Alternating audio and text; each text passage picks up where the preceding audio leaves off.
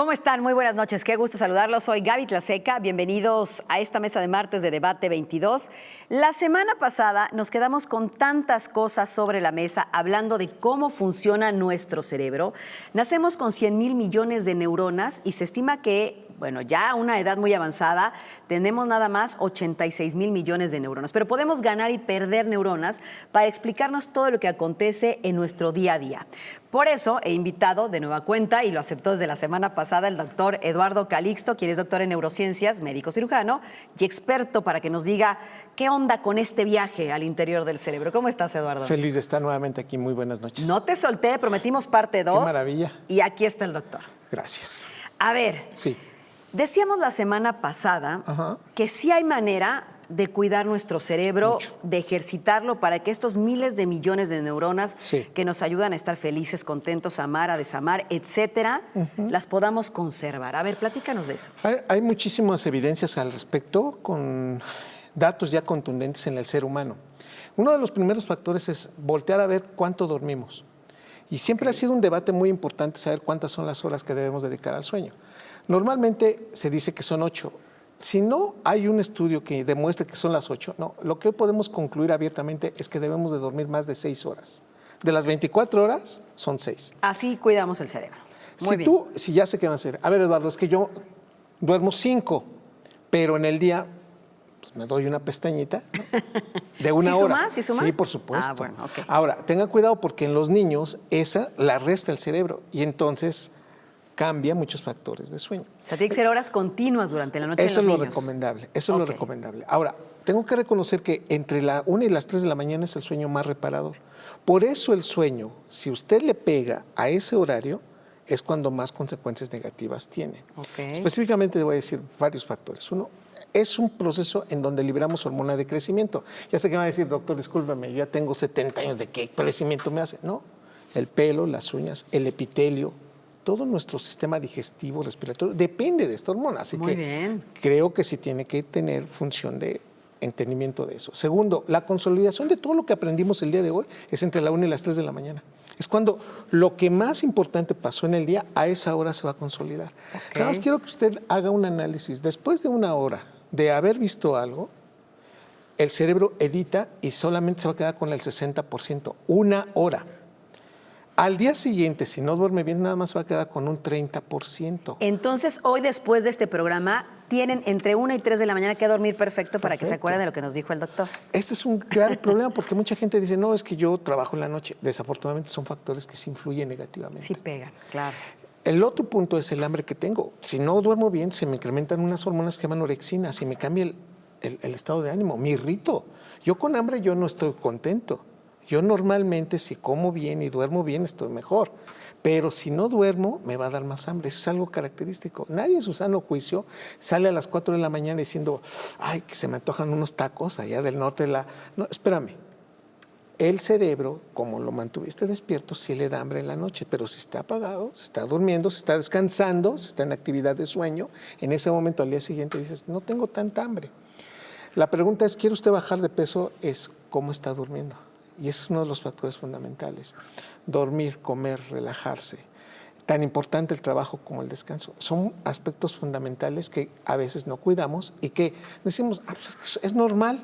Como a mí me dijeron, como que, pues ojalá tú tengas lo que yo no tuve. Esa es una frase que deberíamos cuidar muchos. ¿Por qué? Porque eso hace que no descanses. Yo siempre lo voy a decir, tan importante el trabajo como saberse desconectar. Hay que saber descansar. Totalmente. Entonces, a ver, ¿cómo cuida el cerebro? Punto fundamental es dormir bien. Dormir bien. ¿Qué otra cosa puede ayudar? Ayuda muchísimo a aprender cosas nuevas. O sea, aprender 2 a 3 cosas al mes. No saben, si uno se va a esto a 24, 36 cosas al año, mira, leí un libro, viajé, cambié esto, hago... Esa condición hace que el cerebro modifique. Hay una proteína que es fantástica, de verdad, se llama BDNF, que son las siglas en inglés de factor neurotrófico derivado del cerebro, BDNF. Cuando usted hace ejercicio, genera BDNF en su cerebro y conecta más neuronas en la memoria y el aprendizaje. El BDNF se libera cuando usted está haciendo ejercicio aeróbico.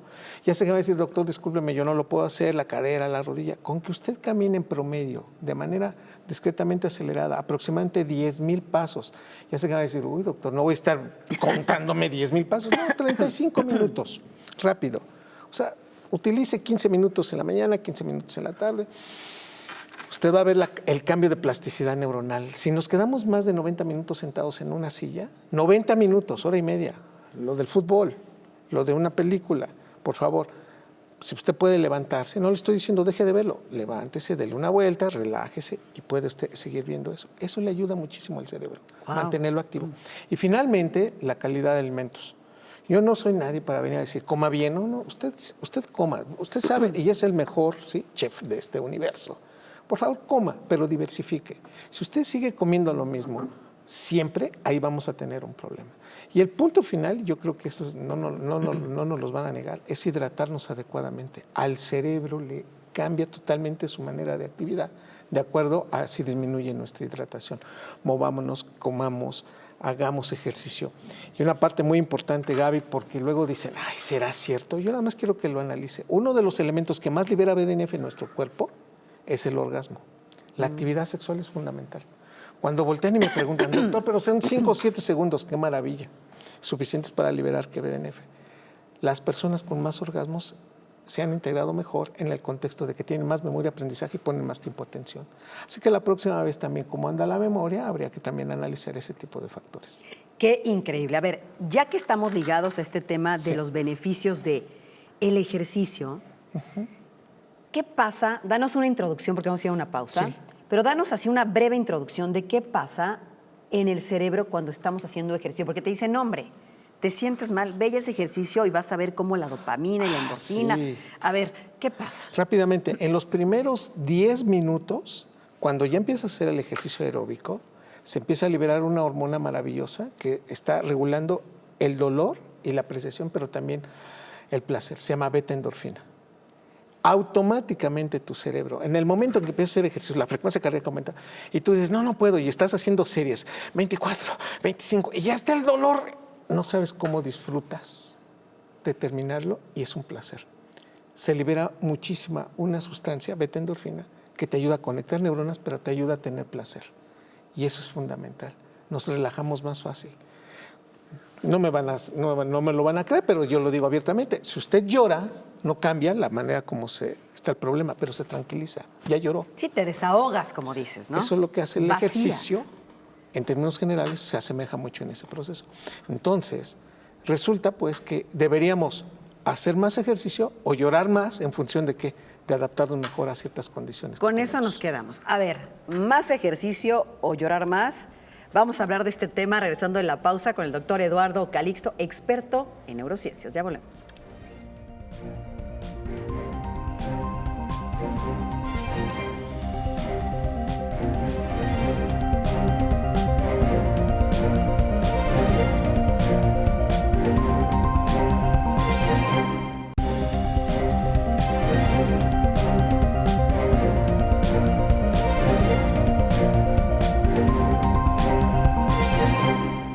El doctor Eduardo Calixto aquí en el estudio para ayudarnos a entender cómo funciona el cerebro y llevarnos de la mano en este fascinante viaje para conocerlo. Decíamos del cerebro y el ejercicio. A mí me pasa algo que lo estoy entendiendo apenas contigo, pero cada vez que estoy haciendo ejercicio me siento más capaz mentalmente hablando. O sea, estoy corriendo, estoy trotando, estoy haciendo pesas y digo, es que el reportaje y lo que tengo que escribir, me voy hasta aclarando ideas y llego a sentarme a la computadora de manera diferente. ¿Por qué? Tardas menos tiempo para ejercitar y generar una idea y rápidamente eres más concreta y pones más atención sobre el detalle.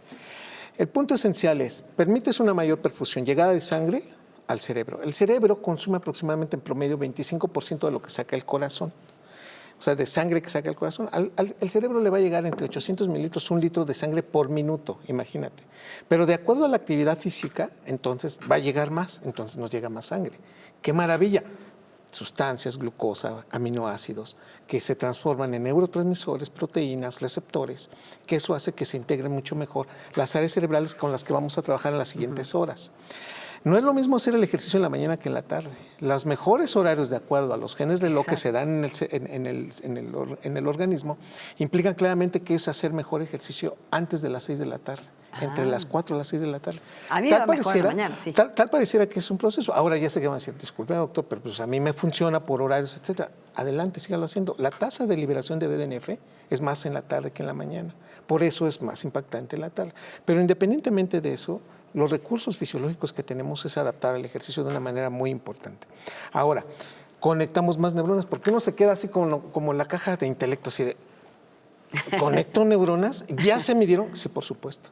Las redes neuronales, una neurona es, imaginen ustedes un árbol que tiene ramas, pero si yo le pongo más sustrato, más glucosa, más oxígeno, crece más bonito. La rama va a crecer y se va a conectar. No es lo mismo tener una red de WhatsApp de 10 personas que cuando usted tenga 1,500 conectados.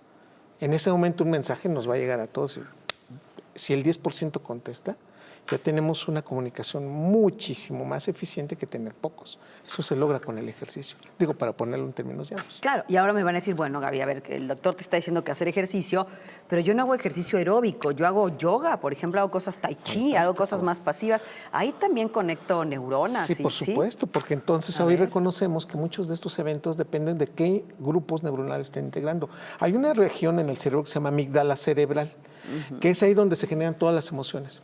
La amígdala cerebral tiene 13 núcleos y uno de los núcleos es totalmente perceptivo del proceso de conexión que tienes cuando haces meditación, yoga y cuando cambias el proceso de la respiración. A saber respirar, claro, dicen que todo está en eso.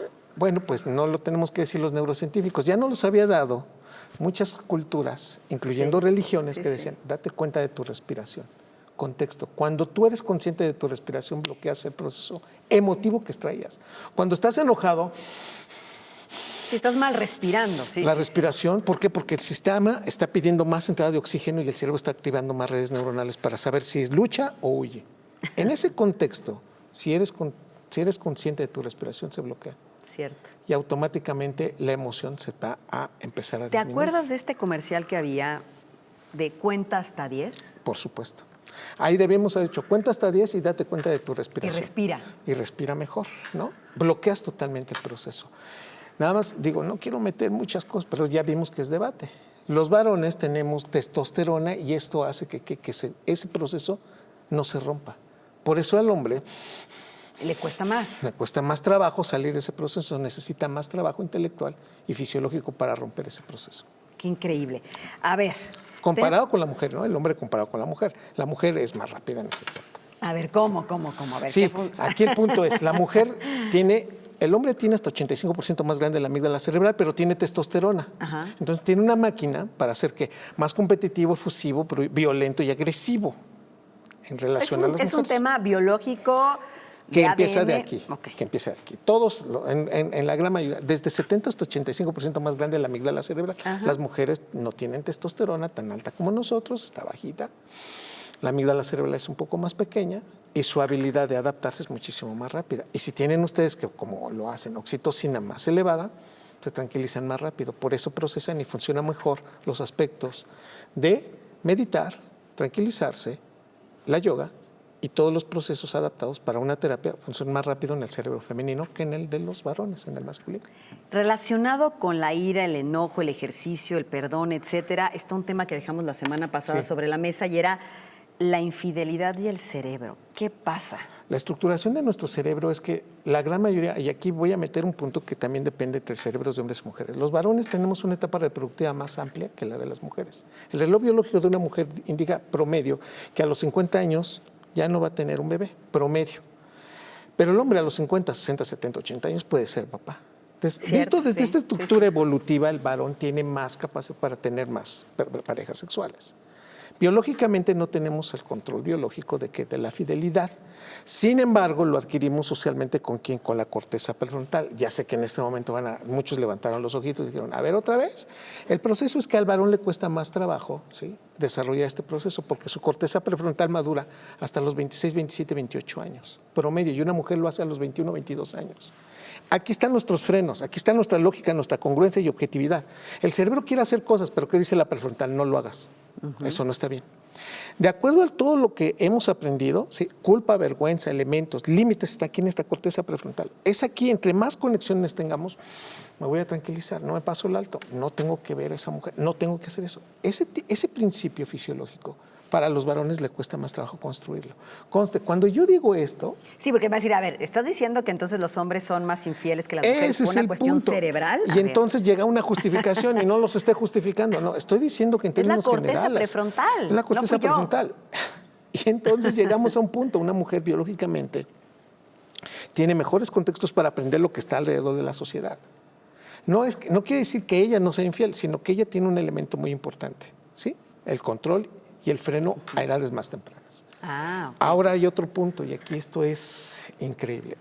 Hay una proteína con la cual las células reconocen las células que son propias de las que no son. Cuando un trasplante se va a hacer, tenemos que ser compatibles. Así es. Entonces, quien dona y quien recibe tienen la compatibilidad. Esta proteína, la mujer tiene capacidad de olerla.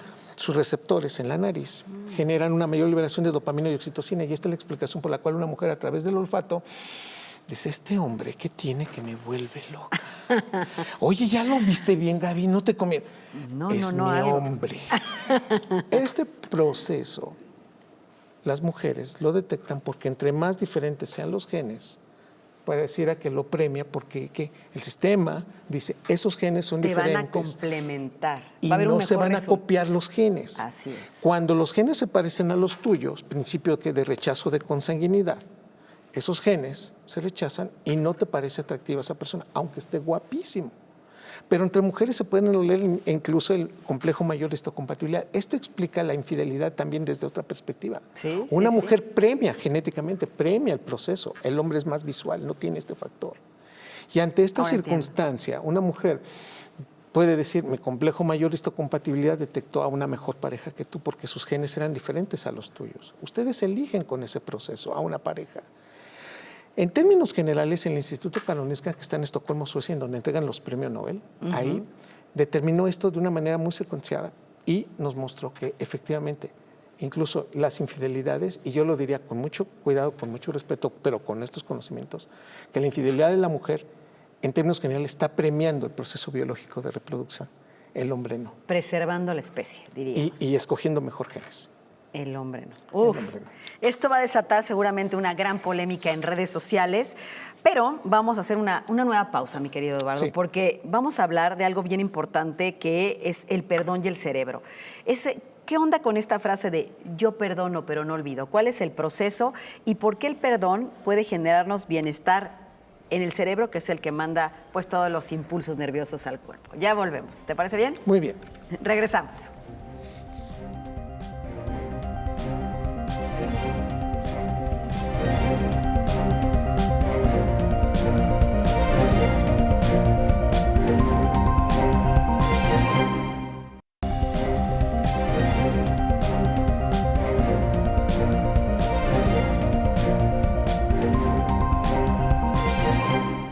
Platico con el doctor Eduardo Calixto en esta segunda parte de conocer más nuestro cerebro, donde pues estamos resolviendo algunas cosas que creemos, que sentimos, que pensamos, pero todo nos está diciendo que está aquí. Bueno, el perdón y el cerebro. ¿Ve por qué nos dicen?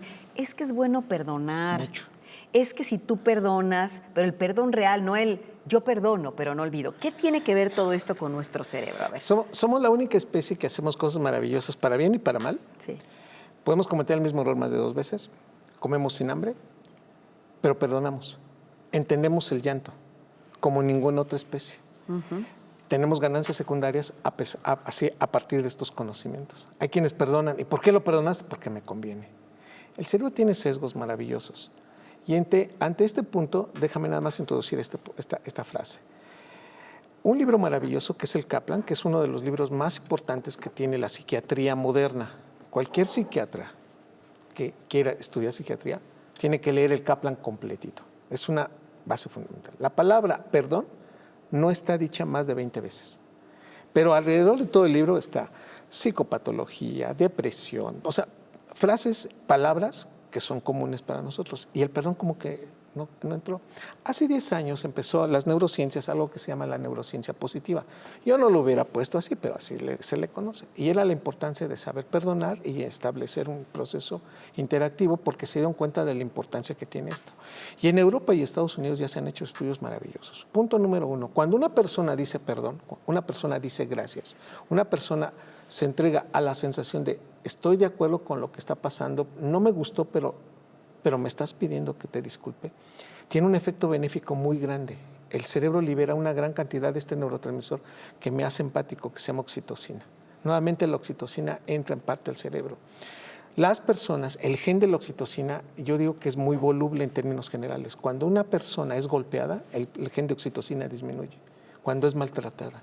Y de adulto le cuesta mucho trabajo entender. Y de víctima se hace victimario. Okay. Y entonces empieza que, oye, me perdonas, ¿qué te voy a perdonar? A ti nunca te voy a perdonar. ¿Pero por qué no? O sea, no te hice nada grave.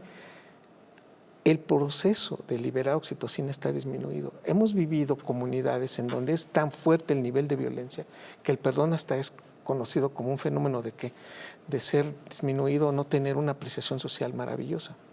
La gran mayoría de nosotros creemos que perdonar es un acto, ¿sí?, de debilidad, cuando le da muchísimo beneficio al cerebro. Perdonar automáticamente te libera dopamina, oxitocina, endorfina. Como un shoot, o sea, hay gente que me dice, doctor, ¿habrá un medicamento que genere eso? No hay nada. ¿Por qué apreciamos más darte una medicina para que te sientas mejor si lo puedes hacer de manera natural? Tú acabas de decir perdono pero no olvido, cuando la gran mayoría de las cosas es la proyección del por qué no te perdono. En realidad, estoy enojado conmigo, no contigo. O estoy enojado contigo, pero estoy enojado más conmigo. ¿Y sabes por qué? Porque yo lo permití. En ese momento volteas y dices, entonces, si vemos una gráfica de lo que pasa después de los 30 años de la vida, de las 16 horas que duras despierto, porque 8 estamos dormidos promedio, ¿cuánto tiempo vas a estar tú solo trabajando o estando solo en el día? Después de los 30 años esto empieza a incrementar muchísimo. Pasamos más tiempo solos, en el transporte, caminando, haciendo cosas. Sí, sí, sí. El grave problema es que deberíamos establecer el perdón a uno mismo. Me perdono por haber permitido eso. Me perdono por ese error que yo cometí. Hay un dato muy interesante y hermoso que cuando la persona se vea en el espejo y se habla en términos de primera persona y dice, Eduardo, por ejemplo, tu servidor, has hecho esto y te equivocaste, pero te perdono por esto y por esto. ¿Por qué haces esto? Se incrementa automáticamente el nivel de oxitocina. Lo que venga después lo puedes tolerar mejor y te vas a adaptar mejor. El nivel de estrés va a disminuir constantemente si hacemos esto. No nos damos cuenta de lo hermoso que es el perdón y cuando lo toleras sinceramente. Y es más, hay momentos muy críticos, te lo voy a decir de manera personal. Me ha tocado despedir a personas muy cercanas a mí y decirles en su lecho de muerte, yo te perdono. Pero no lo hago, se oye fuerte, ¿verdad?, por ellas, sino por mí.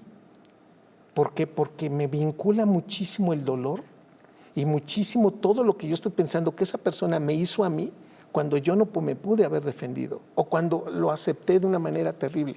Y cuando yo se lo digo, automáticamente viene un proceso de cambio en esa condición. Perdonar sí va en un contexto a nivel cerebral de tratar de olvidar y adaptarlo mejor. Y no puedo decir que tengamos que olvidarlo significativamente, sino ya no recordarlo con la misma emoción con que fue generado ese proceso que nos duele tanto. El perdón es tan hermoso y tan maravilloso que como especie tendríamos que hacer un ejercicio constante. ¿A quién tienes que perdonar hoy? ¿A quién le puedes dar un abrazo? ¿Y a quién no puedes ya generar esa sensación? Que ha cambiado incluso la manera como interpretas la vida. Entonces habla y pídeselo o otórgalo. Te perdono. Yo no te he dicho nada, pero yo te perdono porque te amo y te quiero. Y si no es importante para ti, nada más decirle, por el simple hecho de querer hacerlo, yo te perdono. Pues, ¿qué crees? Que ni me importa. Yo lo sé, pero yo te perdono. Es una liberación tan fuerte de oxitocina. Traten de hacerlo con uno mismo. De aquellas cosas que a uno a veces se apena, todos tenemos, el 87% de estas personas que convivimos, tenemos algo por qué perdonarnos. Totalmente. En ese sentido, hemos tocado, bueno, en estos 2 programas que hemos hecho contigo, distintos temas del cerebro. Entonces, conclusión, mi querido Eduardo, Sí. para que después te podamos volver a invitar en esta honor. parte 1 y en esta parte 2 del cerebro, es este órgano maravilloso que tenemos aquí que rige y libera todos estos químicos que hacen funcionar nuestras emociones, nuestros órganos, nuestro cuerpo, nuestros nervios y mucho más. Hay manera de cuidarlo, ya nos dijiste Muchísimo. que sí. Y como conclusión, ¿cuáles serían los primeros consejos que nos darías? Que seamos más conscientes de que tenemos que cuidarnos, que todos los días vamos a perder neuronas después de los 35, 38 años. Eso me está preocupando. Aléjense de aquello que a veces no es tan bueno, ¿no? Desvelarnos tanto, el alcohol, el cigarro, algunas condiciones de no saber descansar. Este proceso de querernos un poco mejor y saber que podemos hacer mejor las cosas. Quiero decirles como mensaje de un neurofisiólogo, yo registro neuronas en rebanadas de cerebro, yo registro neuronas en el cerebro activo, veo actividad cerebral y voltean y dicen, ¿qué hace un neurocientífico? SNID2 hablando en... ¿Sabe qué? Yo se los comparto con mucho amor. Sea más consciente de un cerebro que es parte de verdad fundamental de la vida. Disfrute, relájese, va a pasar este proceso. Me cuesta mucho trabajo, doctor. Si hay necesidad, pida ayuda. Respire. Ponga atención en su respiración. Sea más empático consigo mismo y vamos a cuidar más nuestro cerebro. Nuestro cerebro es más grande, 10 veces más grande que cualquier problema que tengamos enfrente. Preparemos, te invito, en un tiempo, un programa especial sobre la inteligencia artificial del cerebro. Por supuesto. Para ver si nos va a llegar en algún momento, hoy que está lanzándose la inteligencia vuelta. artificial de Google, que ya Claro. está ChatGPT, que lo tocamos aquí, etcétera. ¿Te parece bien? Será un honor y un privilegio. Muchas Eduardo, gracias. qué placer haberte tenido. Gracias. 2 programas para hablar de nuestro cerebro aquí en Debate 22. Muy buenas noches. Gracias. Muchas gracias. Y buenas noches a ustedes. Ya saben, amen más, coman mejor, hagan ejercicio, tengan una mascota, en fin, sean conscientes de las enormes capacidades de su cerebro y de cómo los puede hacer sentir mucho mejor en esta, la única vida que tenemos. Soy Gaby Tlaseca. Nos vemos la próxima semana.